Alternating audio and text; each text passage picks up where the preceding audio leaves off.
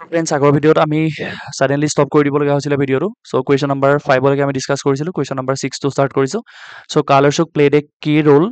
In relocating the capital from so' কালাৰছুকে এটা important roll play কৰিছিলে ক'ত ৰিলোকেটিং মানে চেঞ্জ কৰা ৰিলোকেট কৰা অৰ্থাৎ লোকেশ্যন মানে গম পাইছে নহয় জেগা চ' ৰিলোকেট মানে জেগাখন চেঞ্জ কৰা ৰিলোকেটিং দ্য কেপিটেল ফ্ৰম অৰ্থাৎ কালাৰছুকৰ দেউতাক কোন আছিলে শিশুনাগ আমি পাইছিলোঁ শিশুনাগ ডাইনেষ্টি ফাউণ্ডাৰ শিশুনাগে কেপিটেলখন কলৈ শিফ্ট কৰিছিলে বৈশালীলৈ শিফ্ট কৰিছিলে অ'কে বৈশালীৰ লোকেশ্যনখন আপোনালোকে এবাৰ লোকেশ্যনটো এবাৰ চাই ল'ব মেপত মহাজনপদৰ মেপত আপোনালোকৰ নৰ্দাৰ্ণ ৰিজনটোত আছে ইণ্ডিয়াৰ so' Vaishali okay so' Vaishali ৰিজনলৈ শিফ্ট কৰিছিলে শিশুনাগে আকৌ বৈশালীৰ পৰা পাটলিপুত্ৰলৈ শিফ্ট কৰে কোনে আপোনালোকৰ কালৰচুকে চ' পাটলিপুত্ৰলৈ কোনে শিফ্ট কৰে কালৰচুকে চ' কাল অশোক চ' ইয়াৰ শুদ্ধ উত্তৰটো হ'ব কি হ'ব চ' পাটলিপুত্ৰটো বৈশালী পাটলিপুত্ৰটো ৰাজগীৰ বৈশালীটো Pataliputra so' option D is correct বৈশালীৰ পৰা from Vaishali to Pataliputra shift কৰি দিছিলে অ'কে কোনে কৰিছিলে কালচুকে option D so' question number 7 who among the following patronise the second Buddhist council অৰ্থাৎ মই ফাৰ্ষ্ট বুদ্ধিষ্ট কাউন্সিল বা বুদ্ধিষ্ট কাউন্সিলৰ বিষয়ে পঢ়াওঁতে কৈছিলোঁ আপোনালোকক ফাৰ্ষ্ট বুদ্ধিষ্ট কাউন্সিল পতা হৈছিলে হাৰিয়াংকা ডাইনেষ্টিৰ ৰুলাৰ অজাতশত্ৰুৰ দিনত আৰু ছেকেণ্ড বুদ্ধিষ্ট কাউন্সিল পতা হৈছিলে কালচুকৰ দিনত অৰ্থাৎ শিশুনাগ ডাইনেষ্টিৰ দ্বিতীয় ৰুলাৰ অৰ্থাৎ কালচুকৰ দিনত পতা হৈছিলে ছেকেণ্ড বুদ্ধিষ্ট কাউন্সিল কিমান চনত 383 BC অ'কে 383 BC কাৰণ বুদ্ধৰ আপোনালোকৰ বুদ্ধিষ্ট কাউন্সিল বুদ্ধৰ জন্ম যদি চাই বুদ্ধৰ জন্ম হৈছিলে 563 BC অ'কে 563 BC জন্ম হয় আৰু 483 BC বুদ্ধৰ মহাপৰিনিৰ্বাণ হয় অৰ্থাৎ বুদ্ধই ইহলীলা সম্বৰণ কৰে আৰু এই 483 BCতে সেই মানে মৃত্যুৰ বয়সতে ফাৰ্ষ্ট বুদ্ধিষ্ট কাউন্সিল পতা হৈছিলে ফাৰ্ষ্ট BC বা বুদ্ধিষ্ট কাউন্সিল অ'কে কাৰ দিনত পতা হৈছিলে অজাতশত্ৰু অ'কে অজাতশত্ৰু হাৰিয়াংকা ডাইনেষ্টিৰ দিনত পতা হৈছিলে 483 BC আৰু তাৰ পৰা 100 বছৰ পিছত চ' 483 পৰা 100 বছৰ ইকুৱেলি কিমান হ'ব 383 BCত পতা হৈছিলে ছেকেণ্ড বুদ্ধিষ্ট কাউন্সিল কাৰ দিনত কালচুকৰ দিনত কালচুকৰ দিনত মনত ৰাখিব আৰু ক'ত পতা হৈছিলে আপোনালোকক মই কৈছিলোঁ আপোনালোকে কমেণ্ট বক্সত কমেণ্ট কৰি জনাব ক'ত পতা হৈছিলে ইয়াত লিখাই থোৱা আছে অৱশ্যে বৈশালীত অ'কে ফাৰ্ষ্টটো পতা হৈছিলে ক'ত ৰাজগীৰত ছেকেণ্ড বৈশালীত পতা হৈছিলে লিখি থোৱা আছে মই ওপৰত লিখি দিলোঁ মই আপোনালোকক এইটো অলৰেডি এইকেইটা বুজা হৈ গৈছে কাৰণে মই এইকেইটা ক্লিন কৰি দিছোঁ বাৰু আপোনালোকক এইকেইটা অ'কে এবাৰ পঢ়ি ল'ব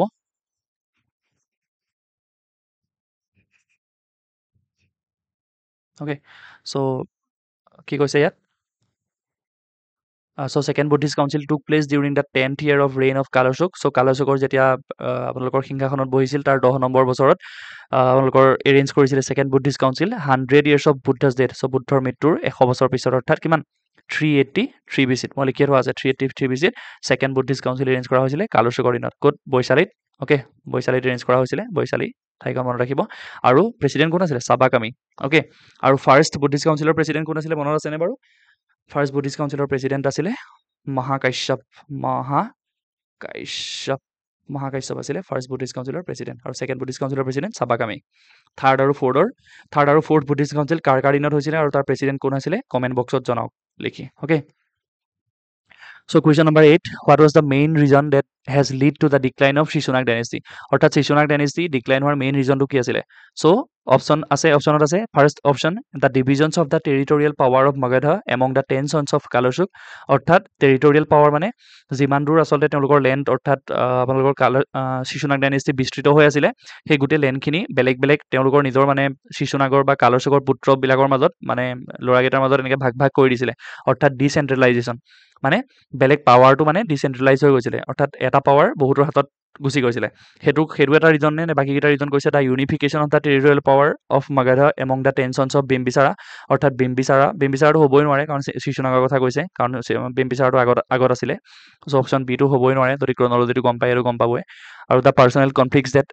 এৰোজ among the 10 sons of Udayin so' এইটো উদাইন আৰু এইটো হ'ব নোৱাৰে কাৰণ উদাইন আৰু বিম্বিচাৰা হাৰিয়াংকা ডাইনেষ্টিৰ আছিলে আৰু হাৰিয়াংকা ডাইনেষ্টি শিশুনাগ ডাইনেষ্টিৰ আগত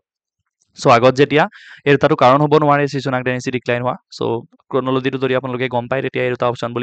বুলি গম পাবই নন অফ দ্য এবভটো নহয় আৰু অপশ্যন এ ইজ কাৰেক্ট অৰ্থাৎ কি হৈছিলে ফাৰ্ষ্ট অপশ্যনটোৱে কাৰেক্ট হয় অৰ্থাৎ যিটো territorial suppose this is Shishunaga dynasty okay Shishunaga dynasty okay মানে শ্বৰ্ট ফৰ্মত লিখিছোঁ চ' এইটো যদি শিশুনাগ ডাইনেষ্টিৰ বৰ্ডাৰ বা বাউণ্ডেৰী হয় চ' গোটেই পাৱাৰখিনি মানে এনেকৈ সৰু সৰু ৰিজনত মানে 10জন পুত্ৰ 3 4 এনেকৈ 10জন পুত্ৰৰ মাজত ভাগ কৰি দিয়া হৈছিলে অৰ্থাৎ একেলগে ইউনাইটলি থাকিলে কি হ'ব পাৱাৰটো বেছি থাকিব মানে একতাই শক্তি বুলি যিটো কয় কিন্তু তেওঁলোকৰ মাজত একতা নাছিলে চ' পাৱাৰটো ডিচেন্ট্ৰেলাইজ হৈ গৈছিলে সেইটো কাৰণে এইটোৱে মানে এই কাৰণটোৱে ডিক্লাইনৰ শিশুনাগ ডাইনেষ্টিৰ পিছত ডিক্লাইন যে হ'বগে তাৰ এটা কাৰণ ইম্পৰ্টেণ্ট কাৰণ হ'বগে চ' অপশ্যন এ ইজ কাৰেক্ট বুজি পালেনে বাৰু চ' ইট ইজ ডিচেন্ট্ৰেলাইজেশ্যন অফ পাৱাৰ বুলি ক'ব পাৰি ডিচেন্ট্ৰেলাইজেশ্যন অফ পাৱাৰ অৰ্থাৎ শক্তিৰ ডিচেন্ট্ৰেলাইজেশ্যন মানে চেন্ট্ৰেল ৰিজনত নাই মানে ভাগ ভাগ হৈ গৈছে অ'কে চ' এক্সপ্লেনেশ্যন আছে instead of choosing a capable ruler অৰ্থাৎ এজন মানে গোটেই ৰিজনটোৰ শিশুনাগ ডাইনেষ্টিৰ গোটেই ডাঙৰ ৰিজনটোত মানে এজন কেপেবল বা এজন মানে যি আচলতে এজন যোগ্য ৰুলাৰ বিচৰাৰ পৰিৱৰ্তে 10জন চনক মানে 10টা ল'ৰাক কালচুকৰ বেলেগ বেলেগ মানে গোটেই টেৰিটৰিটো ভগাই দিয়াৰ কাৰণে শিশুনাগ ডাইনেষ্টিৰ ডিক্লাইন হৈছিল বুলি ক'ব পাৰি okay so' question number 9 who was the last ruler of Shishunaga dynasty অৰ্থাৎ শিশুনাগ ডাইনেষ্টিৰ লাষ্ট ৰুলাৰ কোনজন চ' শিশুনাগ ডাইনেষ্টিৰ লাষ্ট ৰুলাৰ হ'ব মহানন্দিন অ'কে মহানন্দিন ইমান মানে আপোনালোকে সুখনাই শুনি থকা নাম নহয় তথাপিও নামটো মনত ৰাখিব মহানন্দিন কেতিয়াবা কিছুমান ষ্টেটমেণ্ট বেছড কুৱেশ্যনতো দেখা পাব পাৰে চ' তেতিয়া নুশুনা যেন তাতে নালাগে সেইটো কাৰণে মনত ৰাখি থৈ দিব Mahanandin was the last ruler of Shishunaga dynasty আৰু last ruler of Haryanka dynasty কোন আছিলে বাৰু ক'ব পাৰিবনে মই অলৰেডি ক'লোৱে আগৰ ভিডিঅ'ত নাগা দেশক আছিলে okay so' Mahanandin so' the 10th and the 10 number ৰজা আছিলে 10th and the last ruler of Shishunaga dynasty as per পুৰাণৰ মতে মহানন্দিন আছিলে আৰু Mahanandin was kill by his illegitimate son from a Shudra wife name Mahapadma so' illegitimate মানে কি আচলতে মানে এইটো অসমীয়াত যি জাৰজ বুলি কয় মানে পিতৃ মাতৃৰ মানে পৰিচয় যাৰ নাথাকে মানে গম পাইছে ন আপোনালোকে জাৰজ সন্তান বুলি কয় আচলতে মানে প্ৰকৃত পিতৃ মাতৃৰ পৰিচয় নাই মানে ইলেজিটিমেট হয় আকৌ অ'কে চ' অবৈধ আচলতে তেওঁ মহাপদ্মনন্দ বুলি এজন মানুহ আছিলে সেই মহাপদ্মনন্দই কাক মাৰি দিয়ে আপোনালোকৰ মহানন্দিন লাষ্ট ৰুলাৰজনক মাৰি মহাপদ্মনন্দ ৰজা হয় আৰু মহাপদ্মৰ কথা আমি পিছত পঢ়িম তেতিয়া নন্দ ডাইনেষ্টি পঢ়িম মানে আহিবলগীয়া কুৱেশ্যনকেইটাত okay so' first Shishunaga first আহিব তাৰপিছত কাকাবৰ্ণ কাৰ নাম আছিলে কাল অশোকৰ নাম আছিলে কাল অশোকৰ নাম আছিলে কাকাবৰ্ণ তেওঁৰ দিনতে ছেকেণ্ড বুদ্ধিষ্ট কাউন্সিল হয় তাৰপিছত লাষ্ট ৰুলাৰজন হ'ব মহানন্দিন এজন লাষ্ট ৰুলাৰ আৰু মহানন্দিনক কোনে মাৰিব মহাপদ্মনন্দই মাৰিব আৰু এটা নতুন ডাইনেষ্টি এষ্টাব্লিছ কৰিব নামটো ডাইনেষ্টিটোৰ নাম হ'ব Nanda dynasty okay Nanda dynasty so' আমি কি ডাইনেষ্টি পালোঁ ফাৰ্ষ্ট পালোঁ হাৰিয়াংকা ডাইনেষ্টি পঢ়িলোঁ তাৰপিছত কি ডাইনেষ্টি পালোঁ এতিয়া আমি পঢ়িলোঁ শিশুনাগ ডাইনেষ্টি শিশুনাগ ডাইনেষ্টি আৰু এতিয়া কি পাম নন্দ ডাইনেষ্টি চ' 3টা ডাইনেষ্টি পঢ়িছোঁ ফাৰ্ষ্ট হাৰিয়াংকা ডাইনেষ্টি পঢ়িলোঁ শিশুনাগ ডাইনেষ্টি আৰু এতিয়া পঢ়িম আমি Nanda dynasty okay so' question number 10 who was held responsible for taking the life of Mahanandin in the time period of 345 BC অৰ্থাৎ মহানন্দিনৰ লাইফ মানে কোনে লৈছিল টেকিং মানে লোৱা মানে অৰ্থাৎ কোনে আপোনালোকৰ মাৰিছিল অৰ্থাৎ মহানন্দিনক কোনে মাৰিছিলে মহাপদ্মনন্দ অ'কে চ' এক্সপ্লেনেশ্যন আছে মহাপদ্মনন্দ ৱাজ এন ইলিচিট চন অফ মহানন্দিন অৰ্থাৎ এটা অবৈধ সন্তান বুলি কয় ইলিচিট চন মানে ইলেজিটিমেট বুলিও ক'ব পাৰি জাৰজ সন্তান বুলি কয় মহানন্দিনৰ এটা অবৈধ সন্তান আছিলে এগৰাকী শূদ্ৰ ৱাইফ আছিলে মানে অবৈধ আৰু তেওঁ মানে প্ৰকৃত বিবাহ হোৱা নাছিলে তেনেকুৱা বুলিও ক'ব পাৰি অ'কে চ' এইজন আছিলে মহাপদ্মনন্দ মহানন্দিনক মাৰি এওঁ ৰজা হয় বহুত ইম্পৰ্টেণ্ট আৰু বহুত পাৱাৰফুল ৰুলাৰ নন্দ ডাইনেষ্টিৰ যিজন founder Mahapadma Nanda okay so' question number 11 which of the following was the first non Kshatriya dynasty কোনটো প্ৰথম নন ক্ষত্ৰিয় ডাইনেষ্টি হয় অৰ্থাৎ আমি গম পাওঁ ক্ষত্ৰিয় হ'লেহে ৰজা হয় বুলি যিটো কনচেপ্ট আছিলে সেই কনচেপ্টটো প্ৰথমবাৰৰ কাৰণে মগধত মানে খাপ খোৱা নাছিলে কোন ডাইনেষ্টিৰ দিনত নন্দ ডাইনেষ্টি চ' নন্দ ডাইনেষ্টিটো এটা আপোনাৰ নন ক্ষত্ৰিয় ডাইনেষ্টি আছিলে অ'কে চ' মহাপদ্মনন্দ যিজন আছিলে কাক মাৰিছিলে মই পঢ়িলোৱে আমি অলৰেডি পঢ়িছিলোৱে মহানন্দিনক মাৰিছিলে মহাপদ্মনন্দ অ'কে চ' মহাপদ্মনন্দই কাক মাৰিছিলে মহানন্দিনক মাৰি নন্দ ডাইনেষ্টি এষ্টাব্লিছ কৰিছিলে ডাইনেষ্টিটোৰ নাম নন্দ ডাইনেষ্টি আৰু তেওঁ এজন নন ক্ষত্ৰিয় আছিলে মানে ক্ষত্ৰিয় নাছিলে অ'কে নন ক্ষত্ৰিয় আছিলে সেইটো মনত ৰাখিব first non Kshatriya dynasty of Magadha বুলি ক'লে হ'ব নন্দ ডাইনেষ্টি অ'কে মহাপদ্মনন্দই এষ্টাব্লিছ কৰা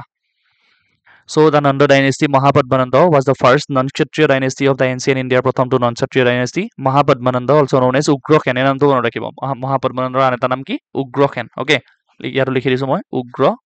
তেওঁ কেইবাটাও নাম আচলতে আছে আচলতে বাকী নাম কি আছে সেইকেইটা আপোনালোকে এবাৰ চেক কৰিব আৰু পাৰিলে নিজৰ নোটছবিলাকত ইনক্লুড কৰিব পাৰে চ' উগ্ৰসেনটো মনত ৰাখিব মহাপদ্মনন্দৰ অন্য এটা নাম উগ্ৰসেন চ' উগ্ৰসেনে কি কৰিছিলে expanded the empire with a powerful army তেওঁ বহুত ষ্ট্ৰং আছিলে তেওঁৰ আৰ্মি বহুত পাৱাৰফুল আছিলে মানে নন্দ ডাইনেষ্টিটোৱে পাৱাৰফুল আছিলে বহুত অ'কে পিছলৈ অলপ বাৰু কমি যায়গৈ পাৱাৰটো so' the Nanda dynasty rule the Magadha in northern ইণ্ডিয়াত মানে উত্তৰ ফালে ৰুল কৰিছিলে গম পাইছে মগধৰ ৰিজনটো কোনখিনিত চ' 343 পৰা 321 BC লৈকে okay Nanda dynasty so' question number 12 which of the following were considered অধৰ্মিকা চ' অধৰ্মিকা কাক কৈছিলে সেই নন্দ ডাইনেষ্টিকে অধৰ্মিকা বুলিও কোৱা হৈছিলে অধৰ্মিকা এই শব্দটো আচলতে অধৰ্ম মানে তেওঁলোক ক্ষত্ৰিয় নাছিল কাৰণে চাগে কিছুমানে অধৰ্ম কৰিছিলে বুলি ক'ব পাৰে দেই এইটো আচলতে ময়ো কনফিউজ হয় বাৰু আপোনালোকে যদি জানে এবাৰ কমেণ্ট বক্সত কমেণ্ট কৰি জনাওক মই আচলতে কমেণ্ট বক্সত কমেণ্ট কৰি জনাবলৈ এইটো কাৰণেই কওঁ যাতে আপোনালোক আৰু মোৰ মাজত এটা কানেকশ্যন বনি থাকে কানেকশ্যনটো আচলতে খুবেই জৰুৰী আচলতে অ'কে অধৰ্মিকা মানে কি কিয় কাৰণ ইয়াত শব্দটো দেখিছে অধৰ্ম অ'কে অধৰ্ম কেতিয়া হ'ব যেতিয়া আমাৰ যিবিলাক ৰুলছ বা আমাৰ যিবিলাক এথিকেল ষ্টেণ্ডাৰ্ডছ তাৰ বিপৰীতে যায় মানুহ আৰু নন্দ ডাইনেষ্টি চাবলৈ গ'লে সেই সময়ত চলি থকা যিবিলাক ৰুল তাৰ অপজিট কৰিছিলে কাৰণ কি আছিলে ৰুলবিলাকৰ মতে কি আছিলে এজন ক্ষত্ৰিয় ৰুলাৰহে ৰজা হ'ব পাৰে কিন্তু কি নন্দ ডাইনেষ্টি মহাপদ্মনন্দ এজন কি আছিলে নন ক্ষত্ৰিয় ৰুলাৰ আছিলে নন ক্ষত্ৰিয় ৰুলাৰ মানে ক্ষত্ৰিয় নাছিলে সেইটো কাৰণে চাগে অধৰ্মিকা বুলি ক'ব পাৰে মই চিয়ৰ নহয় আপোনালোকে যদি জানে এবাৰ কমেণ্ট বক্সত কমেণ্ট কৰি জনাওক অ'কে So explanation কি কৈছে? The Nanda dynasty including Mahapadmananda was considered adharmika, meaning they did not adhere to the norms of dharma due to Mahapadmananda's ইয়াত লিখি থোৱা আছে মইতো ইনক্লুড কৰিছিলোঁ সৰি মইতো ইনক্লুড কৰিছিলোঁ ইয়াত দিয়ে সেইটোৱে আচলতে মই কোৱাটোৱে হয় নন ক্ষত্ৰিয় আপোনালোকৰ লিনিয়েজটোৰ বাহিৰত গুচি গৈছিলে কাৰণে কিছুমানে ধৰ্ম কৰা নহয় বুলি কৈছিলে সৰি মই ইয়াত কৈয়ে দিলোঁ already okay So which ruler is often described as the first empire builder of the Indian history? So Mahapadma Nanda যিজন নন্দ ডাইনেষ্টিৰ প্ৰথম ৰুলাৰ আমি পঢ়ি আছো বহুত পাৱাৰফুল হয় মই কৈ আছো মহাপদ্মনন্দ বহুত পাৱাৰফুল আছিলে অ'কে যাক কি বুলি কোৱা হৈছিলে উগ্ৰসেন বুলিও কোৱা হৈছিলে তেওঁক ফাৰ্ষ্ট এম্পায়াৰ বিল্ডাৰ বুলি কোৱা হয় অৰ্থাৎ সাম্ৰাজ্য আটাইতকৈ ডাঙৰ প্ৰথম সাম্ৰাজ্য স্থাপন কৰা প্ৰথম ৰুলাৰজন বুলি ক'লে মহাপদ্মনন্দ বুলি কোৱা হয় the first empire builder of Indian history কোন মহাপদ্মনন্দ নন্দ ডাইনেষ্টিৰ founder So the Puranas call Mahapadmananda Ekrat. Okay, Ekrat মানে একৰাটৰ আন এটা মানে সোল মনাৰ্ক বুলিও ক'ব পাৰি সোল মনাৰ্ক মানে একমাত্ৰ একছত্ৰী সম্ৰাট বুলি যাক কওঁ আমি অসমীয়াত একছত্ৰী সম্ৰাট মানে তেওঁ সমান পাৱাৰফুল কোনো নাই নাইবা তেওঁ মানে গোটেই ওচৰৰ যিবিলাক ক্ষত্ৰিয় ডাইনেষ্টি আছিলে চবকে হৰুৱাইছিলে যুদ্ধত সেইটো কাৰণে একৰাট বুলি ক'ব পাৰি অ'কে চ' একৰাট বুলি ক'ব পাৰি নাইবা কি বুলি ক'ব পাৰি সোল মনাৰ্ক অ'কে এইটো মনত ৰাখিব পাৰিলে অ'কে চ' সোল ছভেৰিন নাইবা ডেষ্ট্ৰয়াৰ অফ ক্ষত্ৰিয় বুলি ক'ব পাৰি মানে ক্ষত্ৰিয়বিলাকক ডেষ্ট্ৰয় কৰিছিলে বুজিলানে so' question number 14 which of the following was known as একৰাট চ' অলৰেডি পঢ়িলোৱে মহাপদ্মনন্দক একৰাট বুলি কৈছিলে so' Mahapadmananda the first empire builder of India was known as একৰাট signifying his dominance over other ruling princes অৰ্থাৎ ওচৰ পাজৰ যিবিলাক ৰুলিং প্ৰিন্স আছিলে অ'কে ৰজা মহাৰজা গম পাইছে চ' এণ্ড চাৰ্বা ক্ষত্ৰটাকা গম পাইছে চ' এইটো টাৰ্ম আছে এবাৰ পঢ়ি ল'ব উচ্চাৰণ কৰিব পাৰিলে আৰু চিম্বলাইজিং হিজ কনকুৱেষ্ট অভাৰ ক্ষত্ৰিয়াছ অৰ্থাৎ ক্ষত্ৰিয়বিলাকক আপোনালোকৰ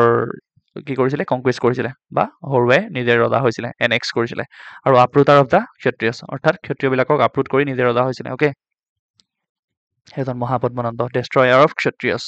কেতিয়াবা দিব পাৰে মানে ডেষ্ট্ৰয়াৰ অফ ক্ষত্ৰিয়াছ মানে নন্দ ডাইনেষ্টিৰ বা মগধৰ কোনজন ৰজাক কোৱা হয় মহাপদ্মনন্দ এই নামটো মনত ৰাখিব আটাইতকৈ ইম্পৰ্টেণ্ট ৰুলাৰ হয় অ'কে মহাপদ্মনন্দ বহুত কুৱেশ্যন আহি থকা দেখা যায় মহাপদ্মনন্দৰ ওপৰত So question number 15 which of the following built canals and undertook extensive irrigation work so মহাপদ্মনন্দই হ'ব ইয়াৰ উত্তৰটো মহাপদ্মনন্দই কি কৰিছিলে বহুত কেনেল বনাইছিলে অৰ্থাৎ কেনেল বনাইছিলে আৰু ইৰিগেশ্যনৰ ওপৰত বহুত কাম কৰিছিলে মানে পানীৰ ব্যৱস্থাৰ ওপৰত মগধত বহুত কাম কৰিছিলে কোনে মহাপদ্মনন্দই So Mahapadmananda was known for his systematic tax collectionৰ কাৰণেও জনা যায় systematic tax collectionৰ কাৰণে অৰ্থাৎ তেওঁ মানে কি কৰিছিলে প্ৰথম লেণ্ড মেজাৰ কৰি লৈছিলে আগতে মানে কি হৈছিলে প্ৰথমতে জনে ৰজাবিলাকে আপোনালোকৰ য'ত ত'ত মানে এনেকুৱা এখন লেণ্ড হ'ব নহয় লেণ্ড চেণ্ড নোজোখাকে কি হয় আপোনালোকৰ নিৰ্ধাৰণ কৰি দিয়ে কিবা এটা লেণ্ড বোলে 1/4 এমাউণ্টৰ টেক্স দিব লাগিব 1/3 দিব লাগিব 1/3 দিব লাগিব অ'কে এনেকুৱা টেক্স এমাউণ্ট কৰি মানে ফিক্স কৰি দিছিলে কিন্তু মহাপদ্মনন্দই মানে ফাৰ্ষ্ট কি কৰিছিলে ফাৰ্ষ্ট লেণ্ড মেজাৰ কৰিছিলে লেণ্ডৰ ফাৰ্টিলিটি চাইছিলে ক'ত কিমান আচলতে প্ৰডাকশ্যন হয় তাৰ ওপৰত ভিত্তি কৰিহে লেণ্ড টেক্স লগাইছিলে মানে টেক্সৰ পৰিমাণটো নিৰ্ধাৰণ কৰিছিলে অৰ্থাৎ কম ফাৰ্টাইল বাই কম ফাৰ্টাইল চইল এখন নাইবা আপোনালোকৰ কম প্ৰডাকশ্যন হোৱা এখন জেগাৰ টেক্সটো অভিয়াছলি কম হ'ব অ'কে চ' এনেকুৱা ৰিজনত মহাপদ্মনন্দই প্ৰথম টেক্স কালেকশ্যনৰ কাৰণে জনা যায় আৰু কি কাৰণে জনা যায় এক্সটেনচিভ ইৰিগেশ্যন ৱৰ্ক অ'কে ইৰিগেশ্যনৰ ওপৰত বহুত কাম কৰিছিলে আৰু কেনেল বনাইছিলে অ'কে সেইবোৰ কাৰণে মহাপদ্মনন্দক জনা যায় So question number 16, who was the last ruler of Nanda dynasty? এই নন্দ dynasty first ruler বহিলো মহাপদ্মানন্দ আৰু last ruler এজন মনত ৰাখিব ধনানন্দ। ধনানন্দ এওঁ বহুত arrogant ruler আছিলে, arrogant okay, আৰু atrocious। arrogant atrocious মানে কি ভাল ruler নাছিলে আৰু arrogant আছিলে, বহুত খঙাল, বহুত পটককে খং উঠে আৰু atrocious মানে মানুহকো বহুত মানে হেৰি নকৰিছিলে, সাধাৰণ জনগণ বা প্ৰজাক আপোনালোকৰ ভাল বিহেভ নকৰিছিলে। চ' ধনানন্দক তেনেকে জনা যায় হিষ্ট্ৰীত। আৰু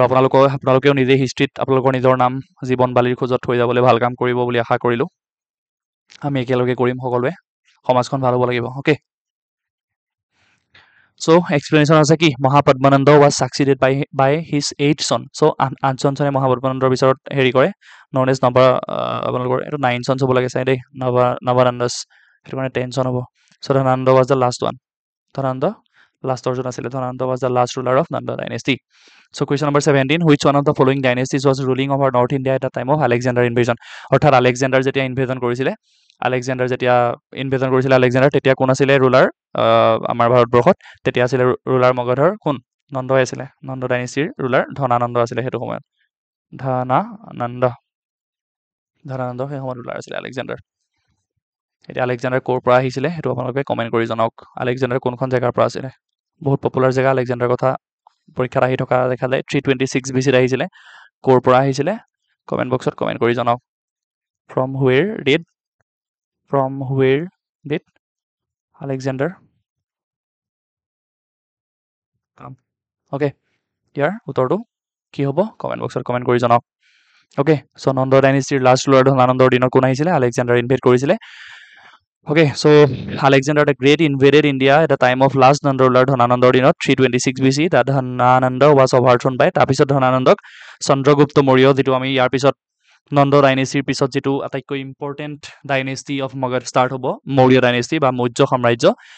এই ধনানন্দৰ পিছতে মৌৰ্য সাম্ৰাজ্য স্থাপন কৰে কোনে? চন্দ্ৰগুপ্ত মৌৰ্যই। So' this is 17 number questions. So' okay, so' এইফালে আলেকজেণ্ডাৰ ইনভেড কৰিছিলে, এনেকৈ আহি পিছত গুচি যায় বাৰু আলেকজেণ্ডাৰ আহি। অ'কে, পিছত গৈ ইয়াৰ পৰা যুদ্ধৰ পিছত গৈয়ে ঢুকাই থাকেগৈ, সেইটো পিছৰ কথা। কিন্তু আলেকজেণ্ডাৰ ক'ৰ পৰা আহিছিলে সেইটো প্ৰথম কথা, সেইটো আপোনালোকে কমেণ্ট বক্সত কমেণ্ট কৰি জনাওক। Question number 18, the last Nanda ruler of Magad who was overthrown by Chandragupta Maurya with the help of Chanakya. অৰ্থাৎ চাণক্য অ'কে,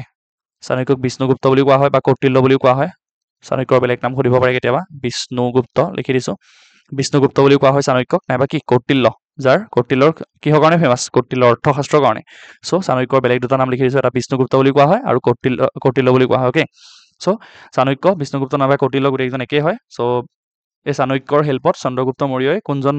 নন্দ ৰুলাৰক অভাৰথ্ৰন কৰিছিলে, মানে সিংহাসনৰ পৰা ওফৰাই নিজে ৰজা হৈছিলে? ইয়াৰ উত্তৰ হ'ব, আমি অলৰেডি ক'লো, এই নন্দ ডাইনেষ্টিৰ পিছত কোন ৰজা হয়? চন্দ্ৰগুপ্ত মৌৰ্য। চ' মৌৰ্য সাম্ৰাজ্য আহে। চ'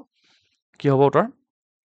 ধনানন্দক মানে অভাৰথ্ৰন কৰে কোনজন নন্দ ৰুলাৰকে সুধিছে? চ' অপশ্যন বি ইজ কাৰেক্ট। ধনানন্দক